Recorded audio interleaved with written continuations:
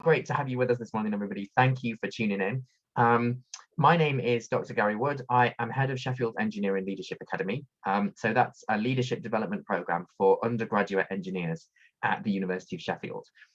But my background is not in engineering. My PhD is actually in linguistics. So I started off studying languages. From there, became really interested in learning and teaching and how people develop their skills. I worked for a number of years in enterprise and entrepreneurship education. And so I've got experience in supporting people with both developing the skills to start a business, but then also that startup process.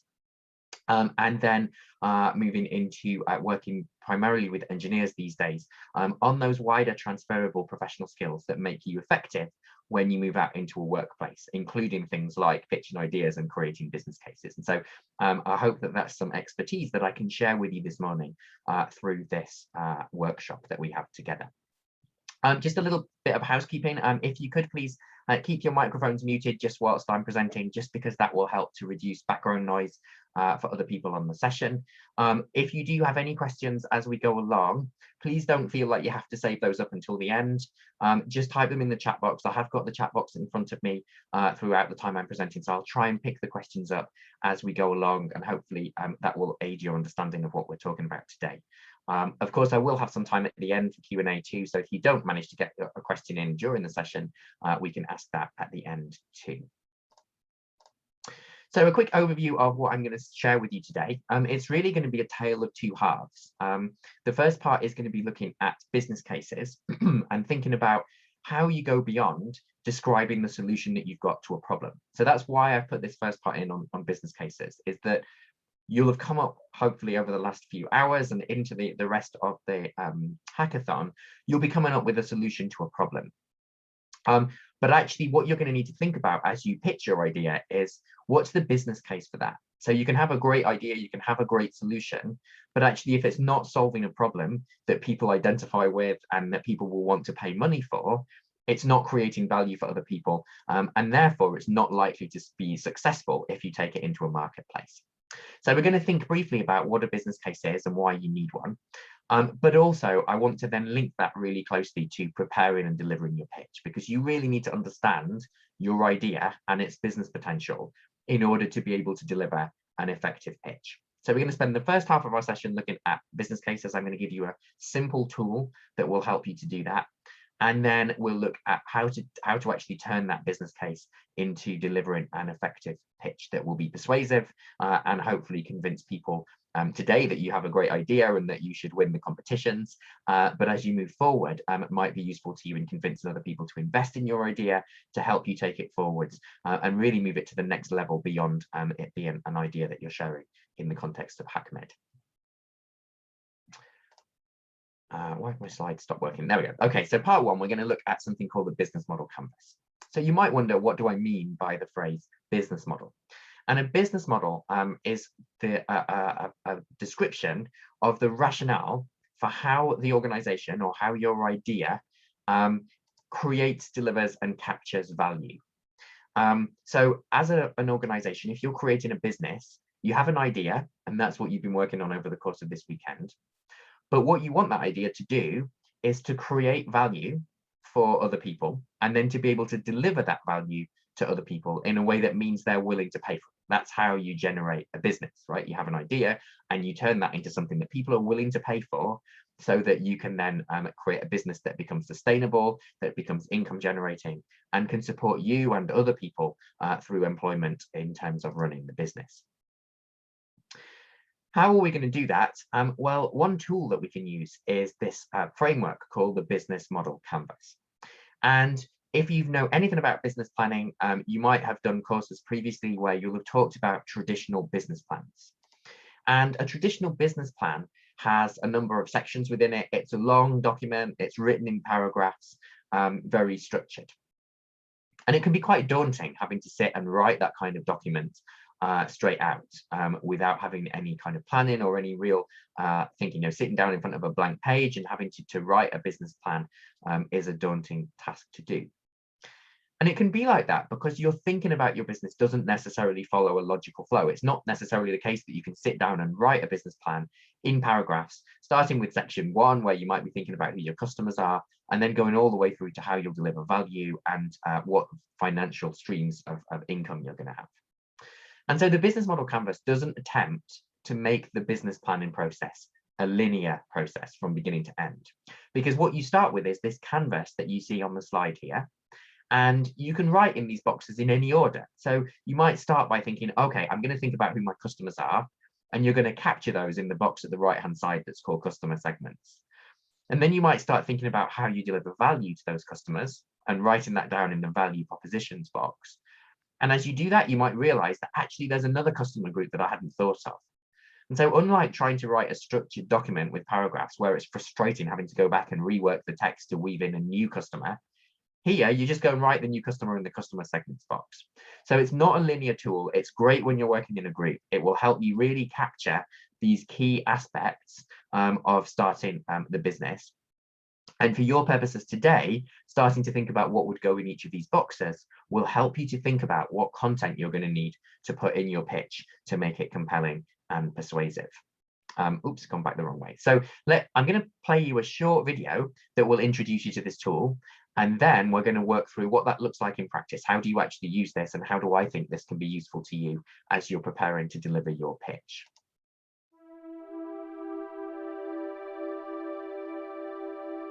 This is the story of Beth, her friend Carl, and an idea they believed could become a great business. It's the story of how they succeeded. And if you're an entrepreneur or anyone with a great idea, it could easily be your story too. But let's begin at the beginning. See, even if you have a great idea, success is far from assured. That's because for every great idea that has shaped our world, there are thousands of seemingly great ideas that have flopped. In order to succeed, a great business idea needs a great business model, and they're not the same thing. Once your idea meets the world, it will meet customers. If they don't care about the problem your idea solves for them, it's game over. But even if customers love your value proposition, you can fail if your business model is not scalable and financially sustainable. You'll need to find reliable channels to reach and acquire your customers. You'll need to build an infrastructure that won't collapse as your business begins to grow. Failing to do just one of these things can mean death to your business, however great your idea is. That's why your first work is to search for the right business model, to map this world of challenges so it can be tamed and organized, allowing you to explore it, manage it, and plan for it. What if there was a tool that could help you with this challenge, simply and visually? A tool that makes it easier to stress test your ideas, track your progress, and avoid breaking the bank along the way. What if it was possible to design and test business models in a way that gives your idea a better shot at rising to the level of the great businesses that are shaping our world? It is, and though the journey for these guys, and for you, won't be a walk in the park, all you'll need is your creativity, willingness to work, and passion for your idea. We'll give you the rest.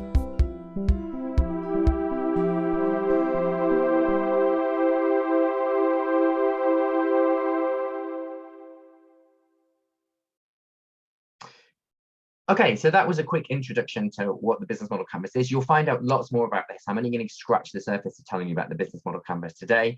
You'll be able to go away and look into it in more detail. If you Google it, you'll find there's lots of resources online, including more YouTube videos. But what I want to do today is focus on how can you use this tool to help you with thinking about planning for your pitch. So let's just take a minute to look through each of these different sections. And I'm going to give you some key questions that you might want to ask when you're working through this canvas, and what would go into each of the segments that you see on the canvas. Incidentally, please don't feel that you have to write all of these things down. I'm conscious that I'm going to give you quite a lot of information over the next few slides. What I'll do is after I finish the presentation today, I'll share this slide pack on Discord, so you'll be able to access it and download this. So don't feel you have to write everything down. Just try to understand what I'm saying to you, and then I'll share the slides with you afterwards. So we start off at the right-hand side of the canvas with the customer segments box. Here, what we're interested in are these questions of which groups of people or organizations do we create value for? So who are our customers effectively? And they might be individual people or they might be other organizations. What do we know about those customers? So what do we know about things like, their position to be able to pay for things? Are they wealthy? Are they people who are going to struggle to pay for things? They're going to need things to be inexpensive for them to be able to afford them? What kinds of challenges and problems might they have? And what do they have in common? Can we start to put them into groups? Can we say that they have common interests, common problems that we see? And is there just one customer segment, i.e. one group of customers, or are there multiple different groups where the solution that we have might work slightly differently for those different groups? That's what we want to capture in this customer segments box. So who has an interest in our products as an end user, as a customer, and what will that interest be? What will that look like? From our customers, we said that businesses were about creating value for those customers. So we're going to jump next to the value propositions box in the center of our canvas. And the reason that value propositions are at the center of the canvas is that that's what we need to keep a focus on the whole time we're trying to create the business. Because if we are trying to, if we're trying to deliver a product that doesn't create value for people, then people won't buy it, people won't be interested in it, and our business will fail. So we constantly have to be mindful of the value proposition that we are creating for others. So what value do we create for our customers? And we're going to capture that in this section of the canvas. Which one of our customers' problems are we helping to solve? So remember, we thought about the problems and challenges in the customer segments box. What's our value proposition in terms of how we're going to solve that problem or those challenges? What needs are we satisfying for our customers? And what bundles of products or services do we offer to each customer segment?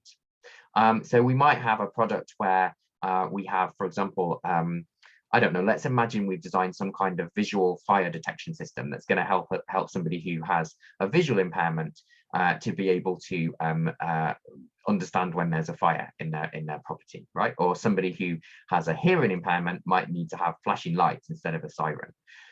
So we might have a product that does both of those things.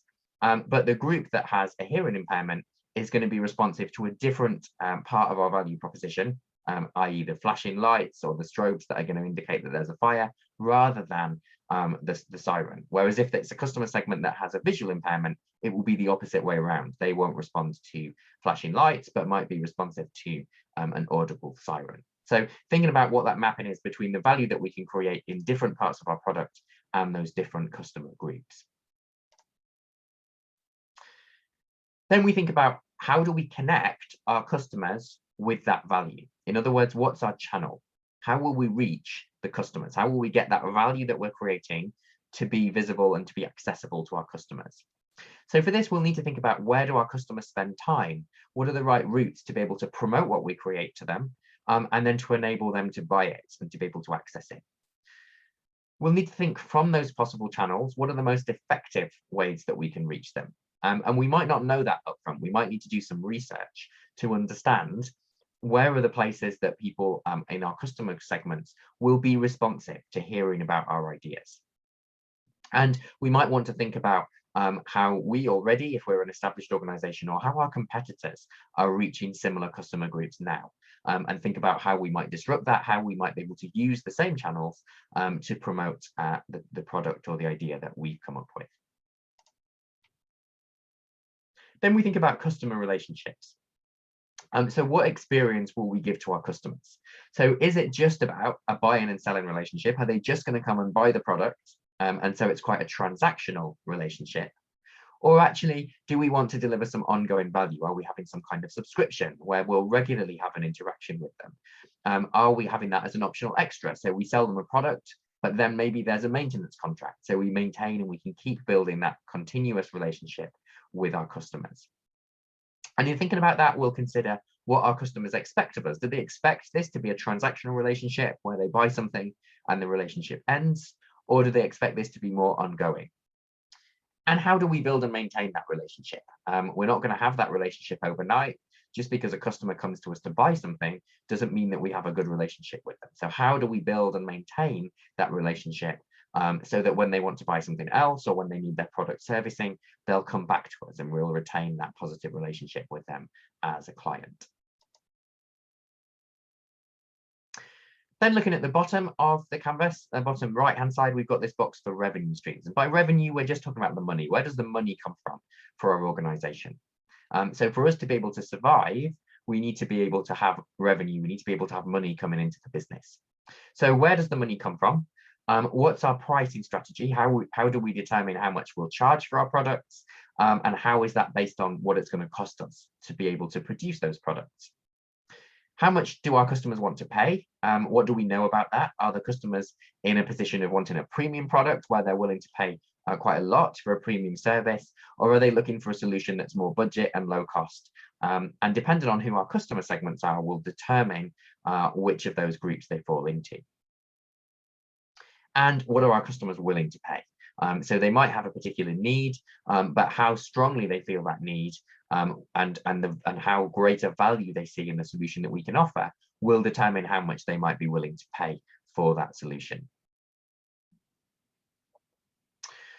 So on the right-hand side of the canvas, so we've got the central part is really looking at value propositions. What's the value that we can offer? And then the right-hand side of the canvas is really concerned with how are we creating a relationship with our customers that will allow us to deliver that value to them. And at the same time, across the bottom, considering how that's generating value for our business in terms of finance coming back in. On the left-hand side of the canvas, we're concerned with the things that will enable us to make that value happen. So we start with key resources. So what do we need to start the business? And what do we need to keep the business running? And here I'm thinking about physical, financial, intellectual, and human resources. So what people do we need? What kind of roles will they fulfill?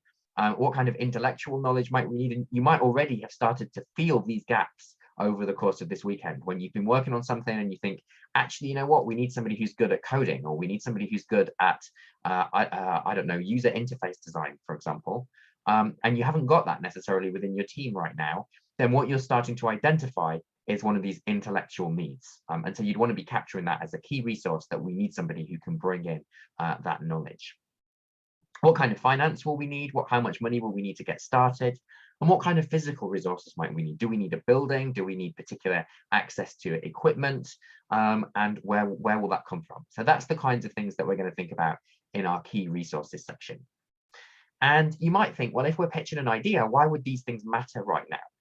Well, they matter because if you're pitching your idea to get somebody to support it, they need to know that you can see how you're going to make that idea a success. And this weekend, you'll be pitching mainly your idea rather than the whole business model behind it. But if you want people to buy into your idea and see that actually this is not just a pipe dream, but this is something that actually is going places and can be driven forward, then you need to convince your audience that you've thought about these things and that where you've identified that you have gaps or where you've identified that you would need X thousand pounds to be able to get the business to move forwards, you have a plan for how you're going to do that, because that will then give them confidence to support your idea and to support you with taking it forwards. Key activities, this is where we consider how the business will operate. What do we need to do on a daily, weekly, or monthly basis in order to keep the business moving forwards and keep it delivering that value to our customers? And what do we need to do? What's the processes that we need in order to be able to create and deliver our product or service? Of course, key people might help us with that who are not part of the business. So people outside our business, who are our partners, who are our mentors, who are our suppliers, and what resources are we going to acquire from each of those people, whether that be their time and their expertise or a physical resource, and whether that be something that's being provided for free because they're a mentor who's supporting us, or whether it's something that we're paying for because it's thinking about them as a supplier where we might be buying our raw materials to create the products from.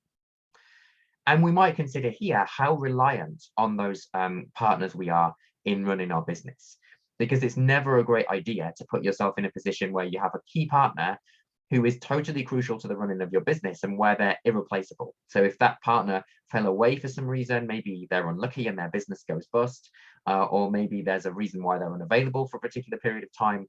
If your business is 100% reliant on that partner and you don't have a plan for what you'll do if that partner's unavailable, then your business model becomes shaky. And so that's why it's important to consider who your partners are.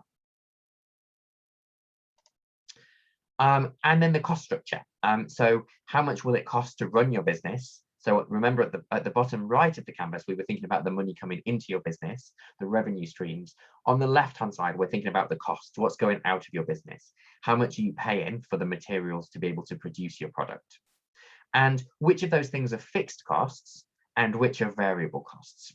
So by variable costs, what I mean is that as the number of products that you produce goes up and down, those costs will vary. So variable costs depend on the amount of sales that you're making, whereas fixed costs don't change. So it doesn't matter whether you make lots of sales or very few sales, those costs will remain fixed. So for example, your staffing budget would be a fixed cost because once you've got those staff on, unless you start making people redundant, it's relatively fixed 1 month to the next, how much you're paying out for staff, regardless of how much product you happen to be making in that month. The cost of renting a premise, if you've got a building that you want to be working within, that will also be a fixed cost because you won't vary the amount of rent that you pay to the landlord, depending on how much products you're producing during that month. And also what costs are involved in the key activities that you've talked about. So operating the business and the key resources that you need to be able to buy. So a question here in the chat, that your idea helps underprivileged people. How can we state a revenue stream for it? So that's a good question. It depends on who you imagine, and this is the question to ask yourself when you're thinking about the revenue streams. Who do you imagine actually funding this? Because you can have a business that's designed to support people who are underprivileged, and what you might say is actually they can't really afford to pay for what this is going to cost. And so that's why it's really important to consider revenue streams, because you can't run a successful business for free. You need to be paid, you need money that's going to pay for your raw materials. And so if you think, well, actually our customers can't afford to pay for this, then somebody has to. So who is it that will pay? And it might be that you think this is something that's more of a charitable activity. And so you think that this will be funded through donation income. It might be something that's aligned with healthcare provision. And maybe this is then paid for, if it was in the UK, it might be something that you think, well, the NHS might pay for this. And we'd want to partner with them. And that's where it's paid for. So it's free at the point of use to our customers. So exactly, thinking through, Socrates here saying it might be government. Yeah, exactly. So the reason I'm saying you need to think about the revenue streams is that too often people have a great idea that would help somebody, but exactly as you're saying here, Roy, that this could be a great idea, but if the customer can't afford to pay for it, it's never going to go anywhere as a business unless you can identify somebody else who's going to pay for this so that it becomes financially viable. Socrates saying here, yeah, it's like HackMed and the sponsors, right? HackMed couldn't happen if it weren't for the sponsors. So Socrates and the team have to find sponsors in order to be able to make this event happen for you. Okay, so here's an example. You might not be able to read this. I'm conscious that the writing's probably quite small on your screen as this is being beamed to you through Zoom. But don't worry, I've put this here so that you've got an example of what a completed canvas might look like. And as I say, I'm going to share these slides with you afterwards. So it's really here, not for us to look through in detail now, but for you to be able to take away afterwards and go and have a look at it as you might start wanting to complete this canvas for yourself. So my strong suggestion is that when you're starting to work on your pitch for this afternoon, you think about this canvas and you complete, at least in outline, you complete this canvas before you start writing the pitch, because this will give you the things that you need to be talking about in your pitch to make it persuasive and compelling, and to show that you've not just got a great idea, but this is an idea that can actually be realized and taken forwards because you've thought about things like your revenue streams and the resources that you'll need to make it happen. I've made available a template as a PDF.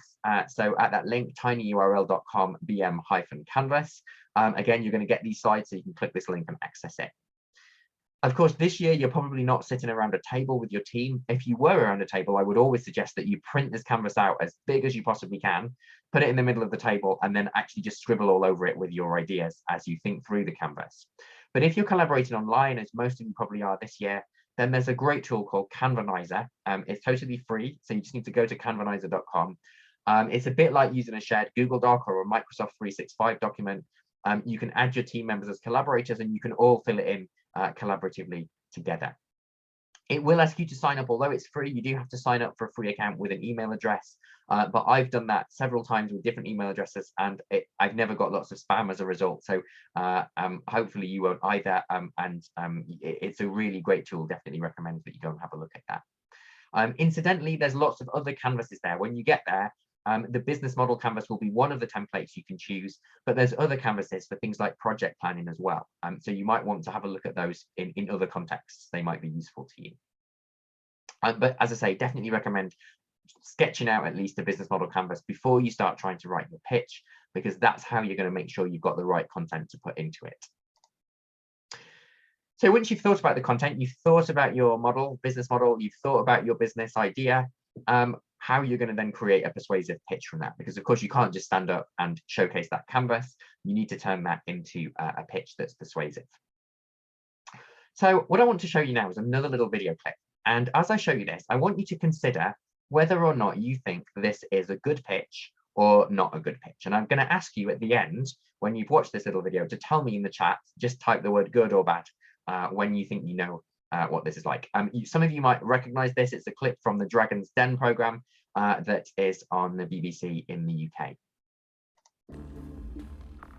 Okay, my name is Alex Hall. I'm the founder of The Big O. We're looking for £150,000 worth of investment for a 15% stake in our company. About 3.5 years ago, I saw a niche in the market for a pre-packed, marinated, delicatessen-style olive to put alongside crisps and peanuts for the pub and bar market. We wanted to build an olive brand as KP is to peanuts, Walker's is to crisps. We wanted to be the Big O is to olives. And had it not been for major teething problems with our Spanish suppliers, we'd be well on our way to achieving our business plan. Numbers-wise, our plan wants to deliver 4.5 million turnover within 3 years. And that's actually incredibly conservative. Alex is looking for £150,000 and is prepared to give away 15% of her company. Dragon's Den rules dictate she must get at least what she asks for, or she won't get a penny. So, tell me, how have you funded Guile. getting to this stage?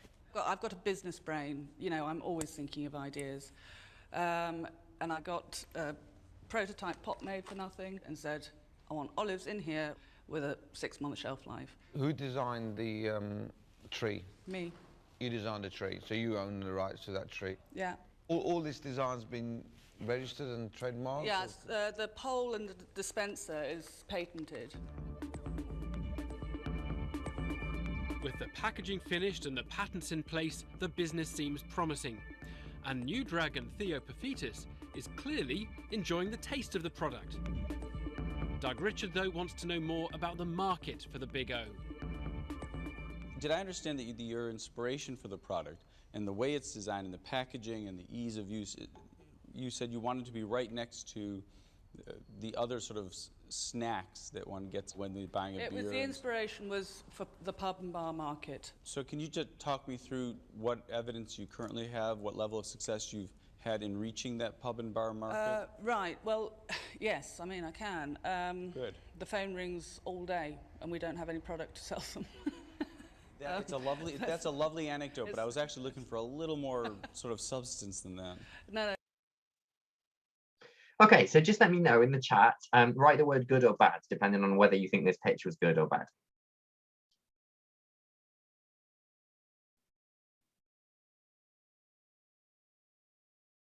So I'm seeing one person, Emrin, saying that you think it's bad. Bad, yes, I'm seeing 2 people now telling me that it's bad. Yeah, really bad, painful to watch. Yeah, okay, good. So my aim here is that you don't deliver a pitch like this later on today. Why do you think this was bad? What was it about this that was the clues that this was a bad pitch? Daniel, why was it painful to watch?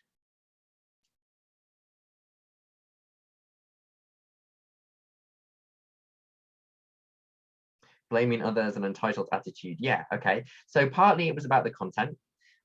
She didn't seem very well prepared. She didn't seem to know the answers to some of the questions, and she didn't really give any depth. Kishan saying arrogant and overconfident, didn't back up claims with any real numbers. Yeah, exactly. So there doesn't feel like there's much substance to this, but also just in the way that she came across, right? She didn't really seem that confident in her own knowledge. She seemed really stressed and agitated, and that just comes across, and it doesn't give the audience great confidence that she is really pitching something that's valuable and worth investing in.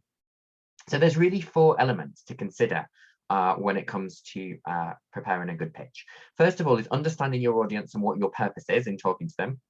Second, understanding the content and the structure of your content, thinking about visual aids, and then finally yourself.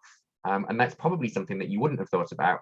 Most people focus on the content and what they're going to present, but not really on themselves in that mix. And so I want to take you through all 4 of these things to help you think about how you can create and present a confident pitch. So first up, what's the purpose? So of course, the purpose for you in this kind of pitch is to secure support for your idea and your business proposal. And you're going to do that by building confidence in you and in your team if you've got a team.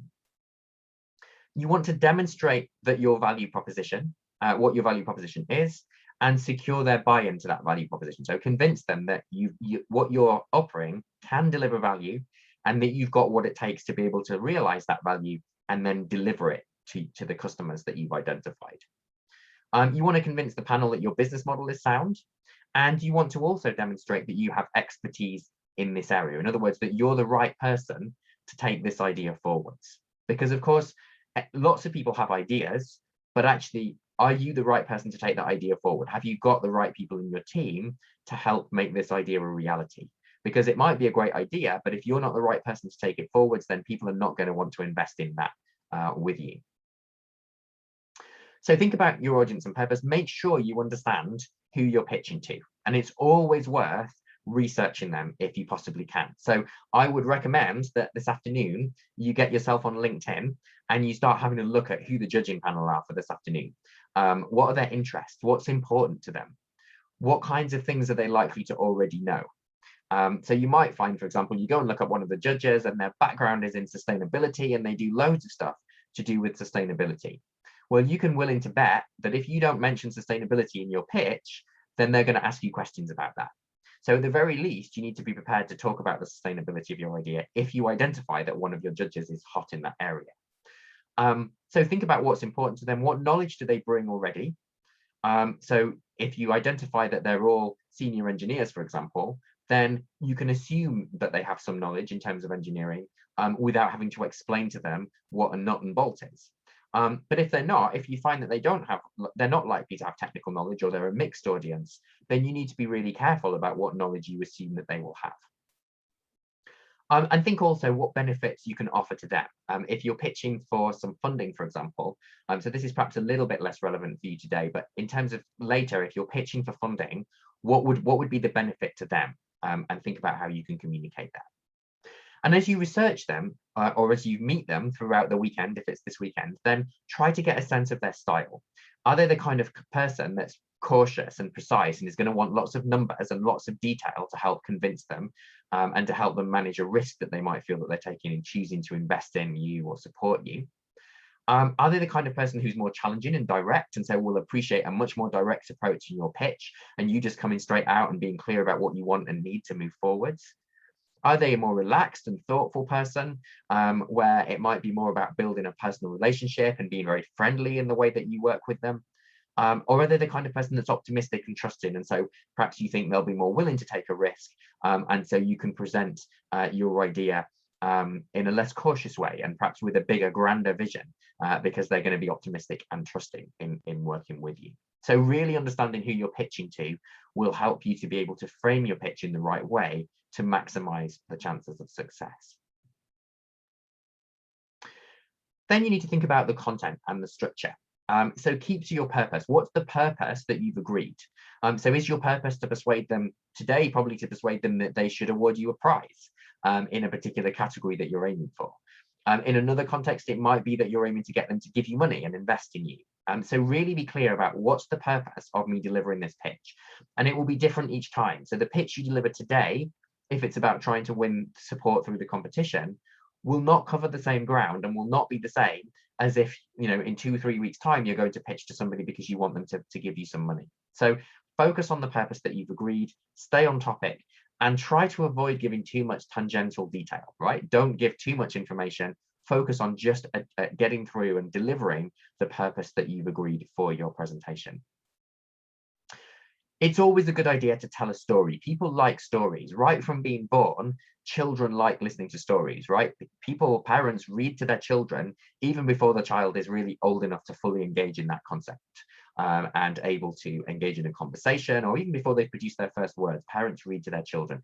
And there's something comforting in hearing a story. People like that structure. So it's a great idea when you deliver a pitch to think about how you can tell a story. How might you bring to life your customer, for example, by telling their story and then using that to frame the idea that you have that's going to help them. It's a good idea to make your story have a structure. So tell the audience what you're going to tell them. Give an overview at the beginning. I did this to you today. You knew what was coming up. So hopefully there's nothing that I've done so far that's really shocked or surprised you because you expected it. I told you these things were going to happen as we went through the session together. Then you move into telling them. So you've given them an overview of what you're going to say. Then you do the core of your message. You tell them the information. You give them the detail. And then at the end, you give them a summary. And that summary is important because that's your opportunity to really highlight the key messages that you want them to take away from your pitch. So you've told them lots of detail in the core bit. What are the 3 key things that you want them to remember at the end of that? That's the summary is your opportunity to tell them that. The flow is key, okay? So don't jump around on topics and be mindful when you're putting your presentation together that you understand your idea in great detail. Nobody in the world understands your idea as much as you do because it's your idea and you've shaped it. And so for you to go from one area of the project into another doesn't need any linking because you know how all those things connect together. But your audience won't because they're not familiar with your idea. So you need to make sure that there's a logical flow in the way that you present the information. And if 3 minutes into your presentation, there's some crucial information that they need to know, then you need to make sure that you've included that information earlier in your presentation and connected it together so that they understand the flow of what you're telling them. So remember that you know your topic really well, but it might be entirely new to members of your audience. And again, that's why it's important to research the panel that you're pitching to understand what can I assume as knowledge that they'll have and what do I need to help them to understand. And it really is true here that less is often more. So your aim is not by the end of this pitch for your audience to know everything that you know about your idea. Your aim is to have given them enough information that they feel confident to move forward to whatever's the next level. So today it might be about feeling confident to award you a prize because they think that you've done a great job with your work in the hackathon. In another context, it might be that they need enough information to move into a conversation with you about the fact that they do actually want to fund you and working out what that looks like and how that works. So you're not trying to tell them everything, you're trying to give them enough information to get them to take the next action that you want them to take. And one way to think about this is to imagine that you're going to deliver your presentation and at the end of it, your audience is going to only remember 3 things from what you've said. So you can control that. Think about what the 3 things are that you'd want them to tell you. So just imagine a scenario where you've delivered your pitch and then you go and you meet a member of the audience who was listening to it and you say, okay, tell me what were the 3 takeaways that you had from listening to me today? You want them to tell you the 3 things that you want them to remember. And it's your job in delivering the pitch to highlight those 3 things and make them memorable. And that's a good way, a good strategy of avoiding trying to tell the audience everything that you know about your business idea. Focus on 3 key things that you really want your audience to take away and make sure that they're really clear, really well articulated, and that you're drawing those out when it comes to the summary of your presentation. Visual aids. So of course you might use slides and they might have charts and graphs and tables and pictures and things in them to help communicating your message. And it's really important when you're thinking about visual aids to remember that they're there not to repeat the message that you're saying orally, but to help you to communicate it. And so think about what you can put on your visual aids that will help to communicate your point. And they shouldn't just be there as a nice wallpaper behind you when you're speaking. They should be there to support what you're saying. So if there's something in your slides that's just there to be pretty, get rid of it. What you should have in your visual aids is just stuff that you're going to refer to in your presentation. Because your audience, and there's lots of psychology literature around how your audience is going to engage with your presentation, and they will either be reading what's on your slides or they'll be listening to you, but they won't be doing a good job of both at the same time. So you want your audience to actually be listening to what you're saying, and for that to be the main channel of communication, and sometimes for that to be supported by having some slides. So if there's a graph that you want to show, it would be really difficult to describe a graph just in words and have your audience understand it. So put the graph on a slide, and then the words that you're using will be describing and talking them through what they can see on that graph. So you're not simultaneously asking them to listen to what you're saying and interpret something that's on the slide. But if they need to interpret what's on the slide, what you're saying is helping them to do that. There's a comment in the chat here that says, so no puppy and kitty pictures in the thank you slide. Yeah, my suggestion would be get rid of all of those things because they're just there for prettiness. Put the key things there. I would also say don't have a thank you slide. A thank you slide is not adding any value. I would always maybe have the heading of your slide be thank you, but the bullet points on that final slide should be the 3 key messages that you want people to take away, or your contact details, or something that's useful to the audience. Don't ever have a slide that just says thank you at the end. Similarly, don't have a slide at the end that just says questions, because that's not useful. It's not providing any helpful information. Think about how you're using that final slide to add more value, particularly in a context where it's a competition or where you've been given a limited amount of time to communicate. You're going to be cut off after 3 minutes.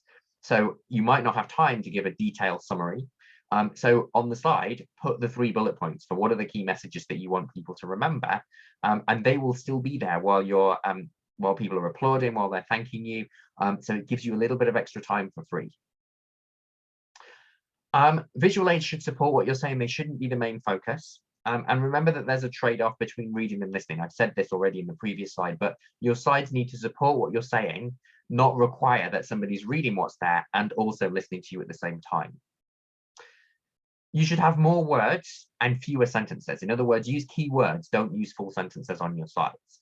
And you might think, well, I'm being really hypocritical here in saying this to you because my slide is full of words and there's no pictures here. That's because of different contexts. Okay, so what I'm doing to you now is effectively running a workshop or a training session. And so the style of presentation that's required there is a bit different, partly because I want these slides to be useful to you afterwards as an aid memoir and to save you taking loads of notes. If this was a pitch, I definitely wouldn't have this many words. I'd get rid of the sentences. I'd just have the key words. I'd have lots of imagery. I'd have graphs and charts. And I would be using, the words would just be oral in what I'm saying. Try to show, don't tell. So if you've come up with an idea for your product and you've made a prototype, don't tell me the detail of that. Show me. Actually have it there on a slide. Have a webcam pointing at your idea so that you can physically demonstrate it to me. That's worth much more than me trying to imagine from a verbal description how it might work. Don't underestimate images. A picture is worth 1,000 words. So definitely make sure that you've got lots of imagery in your slides, and constantly ask yourself the question, is the thing I'm putting into my slides or onto whatever visual aids I'm using actually adding to the message and aiding the audience's understanding? And if it's not, if it's just there to look pretty, or if you're thinking it's going to make you look intelligent, just get rid of it, right? It should be all the time, your focus should be on helping the message get through to your audience.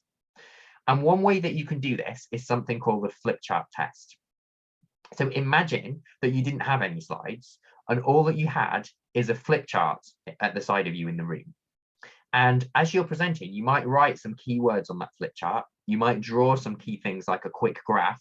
You might sketch out what that looks like to show a curve in terms of your projected sales, for example.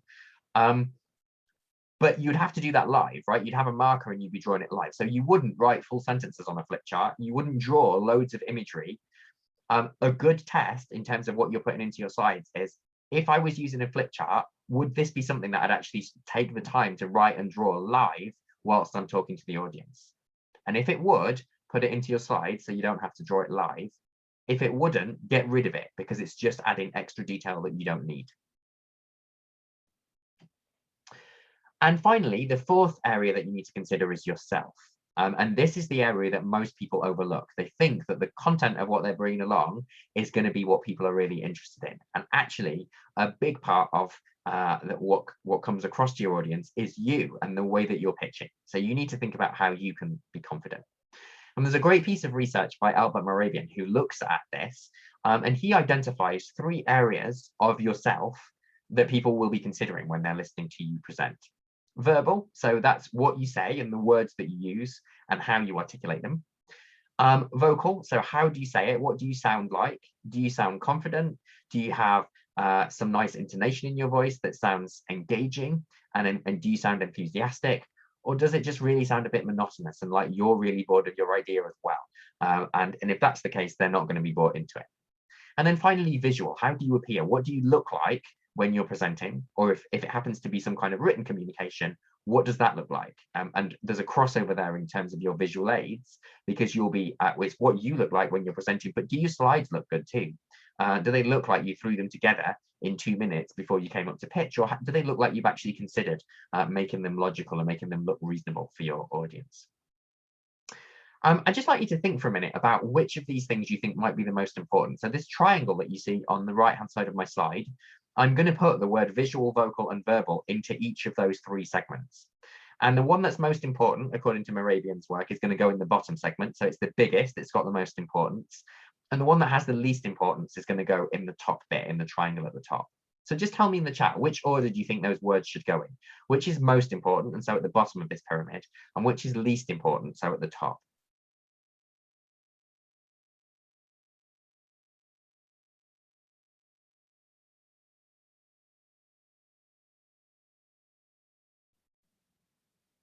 Anyone got any ideas? So visual, vocal, and verbal. So Tom, you're saying 1, 2, 3. So is 1 the top or the bottom of the triangle? 1 is the bottom. So you think visual goes at the bottom, vocal goes in the middle, verbal goes at the top. And that's actually exactly right. Well done. Maybe you've seen this before, Tom. Often people don't get this right. People think that what you say is going to be the most important. But actually, the words that you use and what you say is the least important part of the way that your audience will interpret your message. What you look like has a much bigger influence on the way that your audience will interpret your message than the words that you're using. I mean, of course, you can't lie and you can't come across like you're not knowledgeable and like you don't really understand what you're talking about. So it's important that you do think about the verbal aspect, but actually assuming that that's truthful and well communicated, then the visual area is by far the most important. Tom is showing me that he's not cheating. I trust you, Tom. It's okay, mate. Don't worry. You just obviously thought about this in some detail. So to prove this to you, I want to show you another little video clip. And this one comes from a TV advert. And you'll see, hopefully this will convince you that the visual cues are actually really important in the way that you communicate things. I like everything you're telling me about the 5-star safety rating, the DVD player, and the 10-year warranty, and all that cash back is pretty amazing. But I need to gesture aggressively with my hands so my wife thinks that I am really working you over to make this deal. I got your back. He's tough.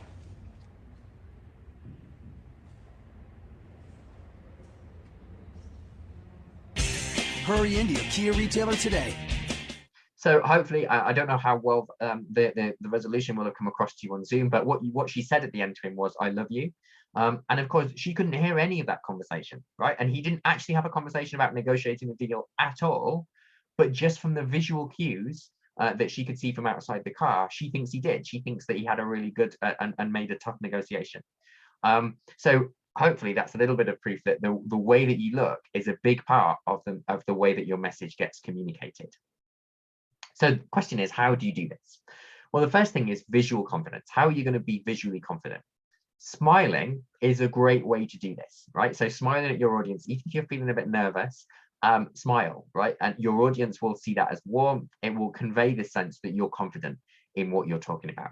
It also has a really positive effect on the tone of your voice. If you're smiling, you'll come across more warmly than if you're not. So it's definitely worth making the effort to consciously smile when you're delivering your pitch. Use hand gestures, avoid nervous movements. Okay, so using hand gestures to emphasize your point. Barack Obama was really good at this. You'll see in that little image there. Using hand gestures to emphasize your points. If you've got 5 things that you're going to go through, raising your hand and actually, showing as you move from one to the next, counting on your fingers, that it helps your audience to understand and follow through the context. But avoid making nervous movements. And one of the best things that you can do when it comes to improving your pitching style is to get somebody to film you doing the pitch so that you can watch it back afterwards. And it's often only then that you'll notice that you have those nervous things that you might do, like touching your ear or playing with coins in your pocket is another one that people do a lot. Nervous things that they don't necessarily realize that they're doing until they watch themselves back. One thing that you might try if you find that you do nervous things with your hand is to hold a pen in your hand whilst you're pitching, because it will give you something to hold on to, and it will stop you from having your hands free, and therefore that awkwardness of not quite knowing what to do with your hands. If you're standing in front of an audience, there's not a lectern, there's nowhere natural to rest your hands, you can't really stand with your arms folded, you don't want to just stand with them by your sides, so it just feels really unnatural. So if you're struggling with that, hold a pen in your hand. Nobody will think that's odd. It's quite a normal thing to have in the context of delivering a presentation, but it will give you something to do with your hands. Kishan saying this works if you have a slide clicker too. Yeah, absolutely.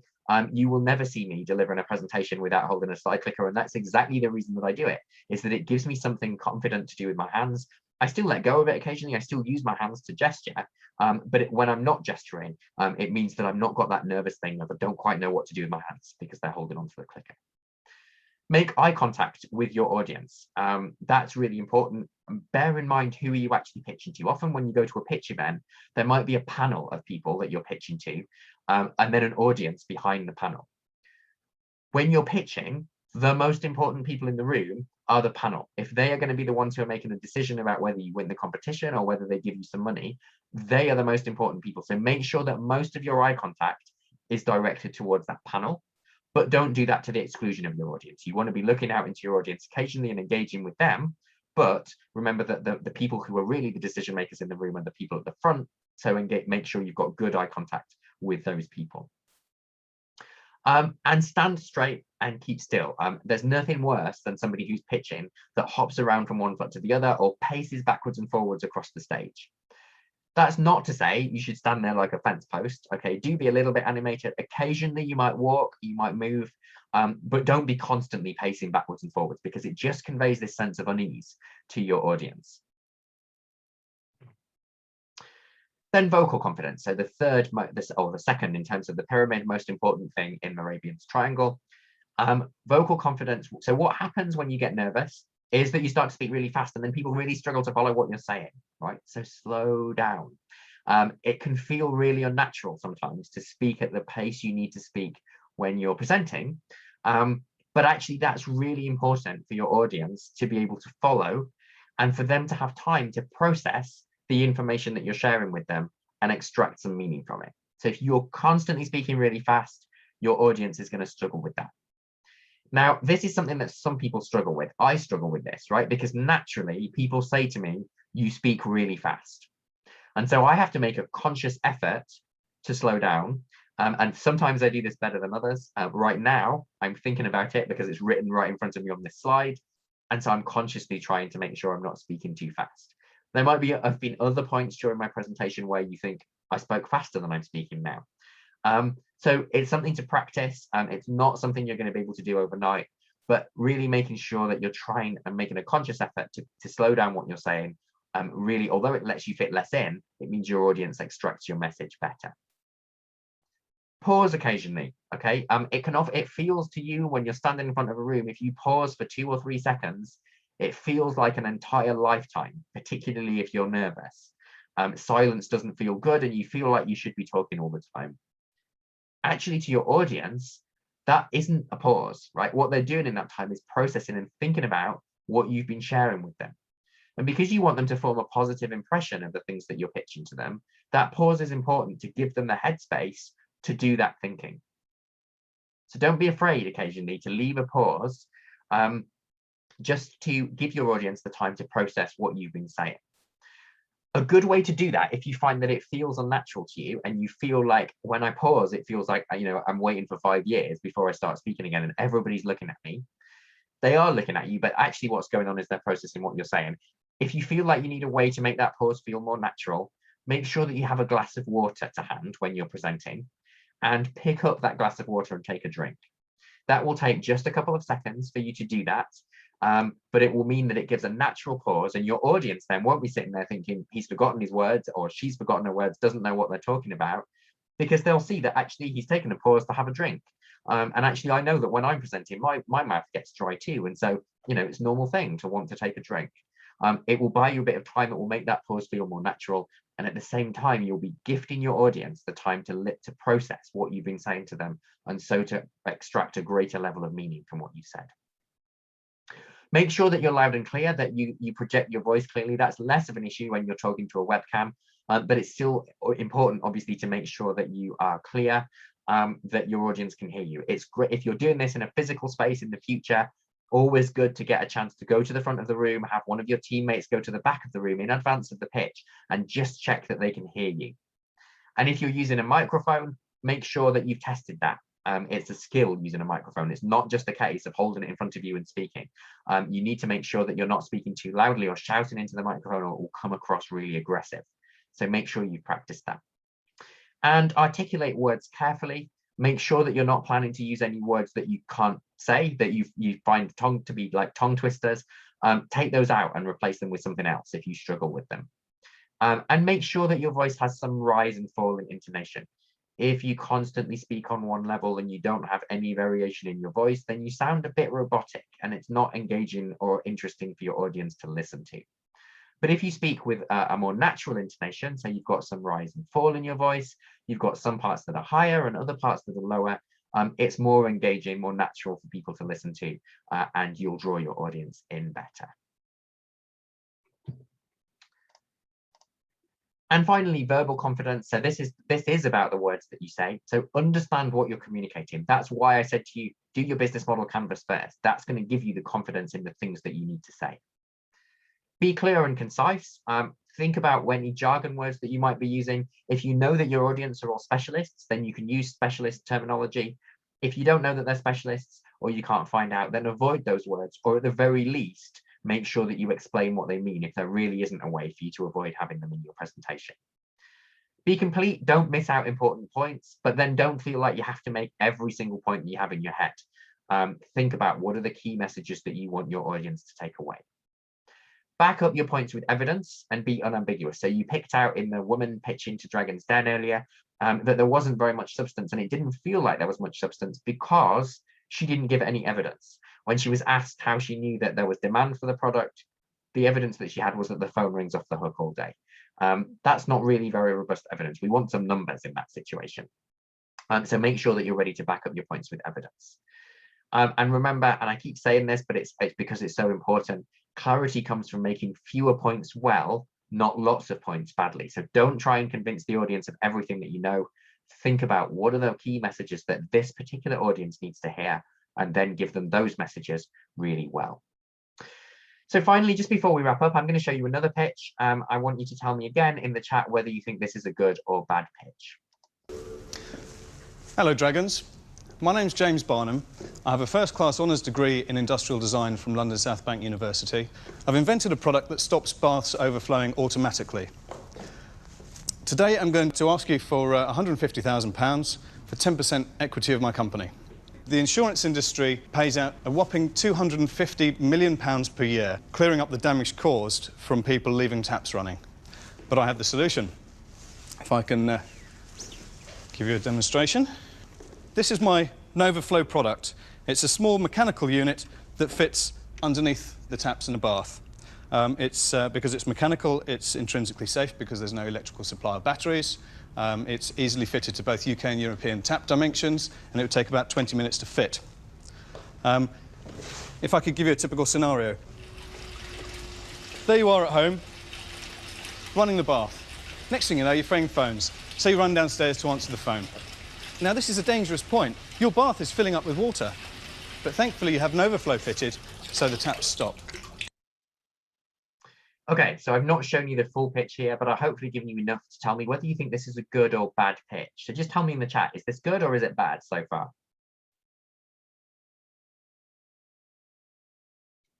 Emran saying good, yeah. and you thought the previous one was bad, I think. So this is a good sign.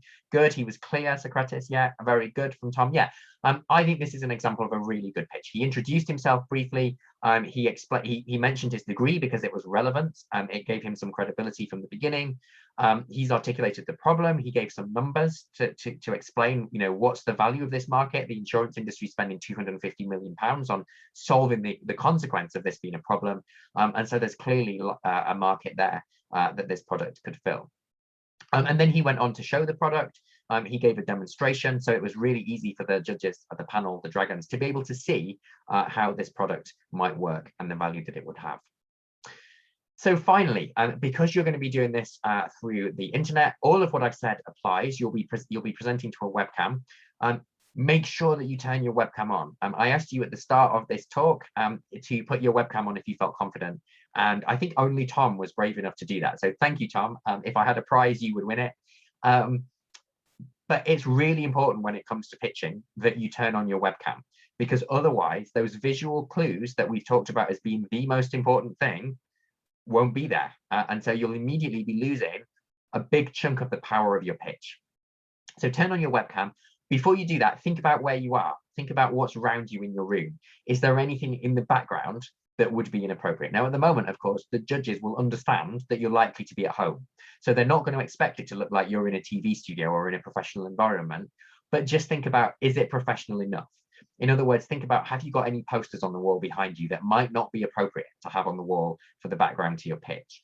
Does it look messy in the background? Have you got lots of clothes on the bed behind you that just look a mess? So think about how you can make it tidy and as professional as possible, just so that it doesn't convey the idea that you're disorganized or that you have values that they wouldn't align with. Think also about whether or not you'll present more naturally if you're standing up. So the natural thing to do when you're presenting on a webcam is to sit at your desk. But that might mean that you make less hand gestures and you're less animated in the way that you present. So if that's likely to be the case for you, put your laptop or your webcam on top of a stack of books on your desk so that it's raised up, and then stand up and actually pitch standing up. And that will come across in a more animated and more lively way in most cases. Make sure that your microphone is good quality, particularly if you're standing back a bit from your laptop. Make sure you've done a test call with a friend first to make sure that your microphone is still detecting you really clearly. As a little tip, if you're going to be doing any pitching in the future, you might think about investing in a lapel mic. So this is one that I have on my desk. It plugs into the laptop, it clips onto my lapel, and it has a long cable, so I can stand far back from my computer and my webcam and still be really audible because the microphone is clipped onto me.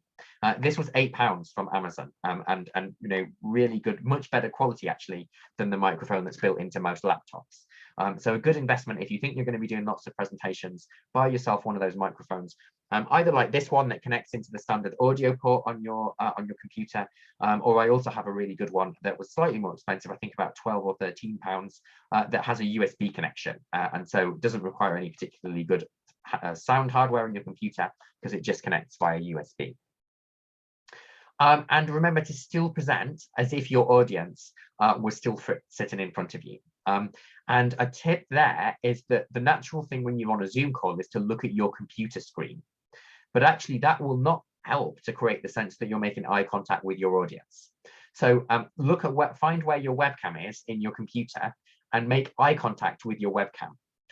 If you do that, and you'll see I'm making eye contact with my webcam now, and hopefully if you look at my video feed, it will feel like I'm making eye contact with you. Whereas if I look at my slides, now you'll notice if you look at my video, it doesn't feel like I'm making eye contact with you as I'm speaking. So you shouldn't be relying on your slides as a prompt for you. The slides are there for your audience, so don't look at your slides, look at your webcam, and that will feel like you're making eye contact with your audience. I think that's a particularly great tip because most people don't do it. Most people will look at their slides, and so if you remember to look at your webcam, then you'll stand out, and the audience, the judges and the audience will feel like they really connected with you because you actually made eye contact with them during the presentation. Quote from Benjamin Franklin: if you fail to plan, you're planning to fail. So practice, practice, and practice. And then when you've done that, practice some more, right? Always practice your pitch. Really make sure that you've put lots of time in. Obviously, today you've got a limited amount of time. it's quite rare that you put into these situations where you suddenly have to pitch at the end of a weekend. Usually you'll have had more time to practice, so make sure you've done that. Really practice the Q&A too, because you will have practiced your pitch in front of an audience, and you're in control of that. You'll have rehearsed it. The Q&A is unrehearsed because you don't know what people are going to ask you. So present to friends and family, get them to ask you questions so that you can practice answering the kinds of things that they ask you. And pay attention to the kinds of questions that they ask. If you practice multiple times and different people ask you the same basic questions, then that might be a clue that there's something missing in your presentation, that maybe you've assumed some bit of knowledge that they didn't have, and so you maybe want to go back and weave that into your actual pitch. So that's all from me in terms of the presentation. I hope that you found the last hour that we spent together useful. I think I've slightly overrun the hour, but that's because we started 5 minutes late. So I hope you'll forgive me on that. It was to make sure everyone got in at the beginning. But I do want to end with an opportunity for you to ask me any questions. So if you do have questions, feel free to note them in the chat. Or if you want to just unmute yourself and have a chat with me, then that's fine too. Just let me know in the chat so that we don't all try and speak at once. And I'll invite you to unmute yourself and come in with any questions that you might have. Otherwise, if you don't have any questions, thank you for being with us today. You might want to hang around and listen to the answer to other people's questions. But if not, thank you for being with us. I will put those slides into the Discord after we finished, and I hope that you will find that useful to take away and look at. And I think that Tom's been recording me speaking, so hopefully that stream will be there for you to listen to as well. Roy, is data collection a revenue stream? So it depends what you mean, Roy. The actual act of collecting the data in itself isn't a revenue stream. That would be an activity, because when we're talking about revenue, we're talking about money. But it might be that what you say is we collect this data and then the data is valuable, and so we could license it, or we could let other people access and use this data set. And in that case, it becomes a revenue stream because the money that you're charging for people to access it is income to your business. I hope that helps to clarify, but let me know if you have any follow-up question. Any other questions? I will hang around for a bit. I'm going to be in Discord as well throughout the afternoon. So if you have questions, please write them in Discord. You'll find me there just at Dr. Gary C. Wood, or maybe even just Dr. Gary. But if you type doctor, I think that you'll find me then. And I'll be happy to answer any questions that you have as you start putting your pitches together. Otherwise, good luck. I hope that this afternoon goes really well for you as you finish your ideas, and really good luck with your pitching. I hope it goes well and that you get the outcomes that you want. And really good luck with taking your ideas forward. If you happen to be a student in the University of Sheffield and you decide you want to take your business idea forward after today and try and turn it into a business, ping me a message on Discord. I can connect you with our entrepreneurship teams in the university who will be there to help you with more of what you've heard today, and with helping you to map out your business model, get free business advice, and support you not just while you're a student, but for up to 3 years after you've graduated too. Thanks everyone, have a great afternoon, and I look forward to hearing from you in your pitches and through Discord if you've got questions this afternoon.